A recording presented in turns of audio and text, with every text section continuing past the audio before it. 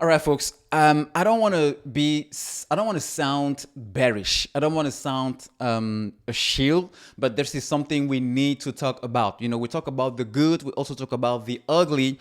And as bunch of you following me, since the beginning know I'm one of the OGs. I bought AMC and I was in AMC even before the whole squeeze crazy meme stock throwing trend started. All right. But as I mentioned, we have to talk about this because the more information we have, the better we are prepared to react or anticipate what will come, especially as we detached our emotions from our money being invested. All right. Now, the thing is, on the earnings call, if you listen to it, because I did listen from A to Z, all right, and you listen to what Adam Aron said lately, yesterday or this morning on CNBC, or anyway, it was on mainstream media, all right? And what a bunch of other media outlets are relying since the news came out from APE unit, the preferred stock that's going to be the dividend share being distributed to the AMC retail investors, AMC shareholders on August 19.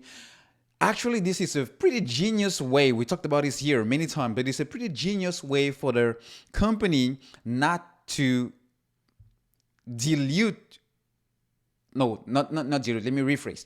To increase the amount of outstanding shares without diluting the company. Now, what is kind of creating a little bit of doubt in my mind and confusion comes from the fact that the CEO said the APE unit is now removing survival doubt from the table when it comes to AMC as a company.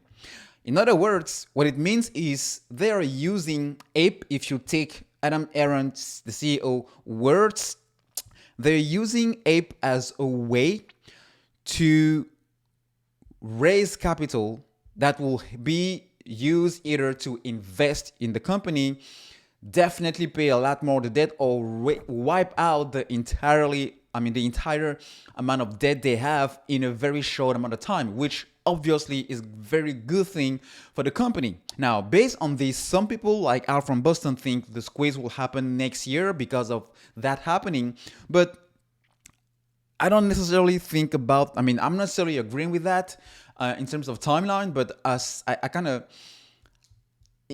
help but still have that idea in the back of my mind.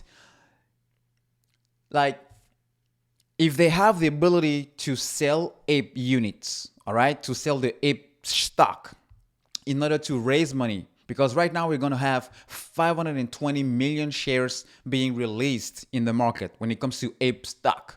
But they have the ability to increase that amount to 4.5 billion. 4.5 billion shares. So they can actually use that to flood the market with new APE stock or new APE shares. And definitely that will create a dilution from an APE standpoint, which is tied to AMC. So even though the company is saying it won't create a dilution, somehow it will have the same effect regardless of how you call it or regardless of how you see it. And that's why I'm a little bit confused, and I wanted to also bring that to your attention because this is something we might see coming. Now, to assure you or to give you a little bit of more confidence, depending on whether or not the squeeze or the share price of AMC are reached a certain level, this might not be as impactful as it is. So let's just say right now they go ahead and by the end of September or by the end of August, they sell APE shares depending on how much is trading. If it's trading around 25, 30, 35, 50, I do believe it has a high chance of killing or diminishing significantly the short squeeze potential in AMC. I may be wrong, because we don't have all the information right now, and we don't know exactly whether APE will follow the AMC price then, or it will be another short squeeze potential. We don't know that for now. That's why I'm kind of doubtful going into this. All right. Now, if it does happen when AMC is at 1,500, when AMC is at 2,500, when AMC is at, I don't know, a crazy amount, because we already squeezed and we are at the top of the squeeze, then it wouldn't have as much impact because people would have already take profits, swing traders, day traders, but also the magic numbers for a certain amount of people will already be met depending on their position size, and they will be out. Maybe not totally out, but they will have secured a little bit of gains in the bags. So again, I'm not trying to judge or to paint, this as bad coming from the CEO management, because I do believe at the end of the day, he also has AMC shares, and it is in its own interest as it is in management interest, and for them, for retail shareholder base, to make sure they're not doing something that will be detrimental to the squeeze. Otherwise, they will lose all the shareholders, which is going to be bad for them, because we are really the one that saved the company. If it wasn't for the retail or the retail investors or the APEs, I don't really think AMC will be where they are right now. All right.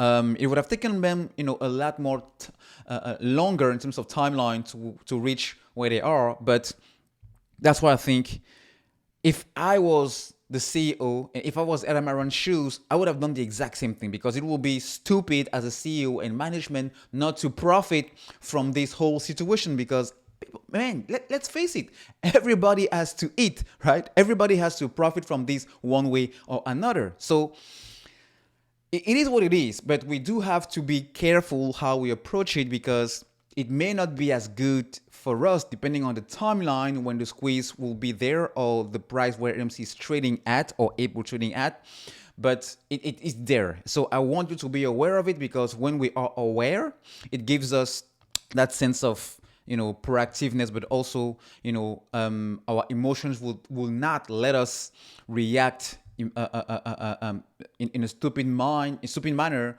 because when it comes to money, whenever you let your emotions get in, 99% of the time you make a wrong decision, and I don't want that to happen to you. So just be mindful.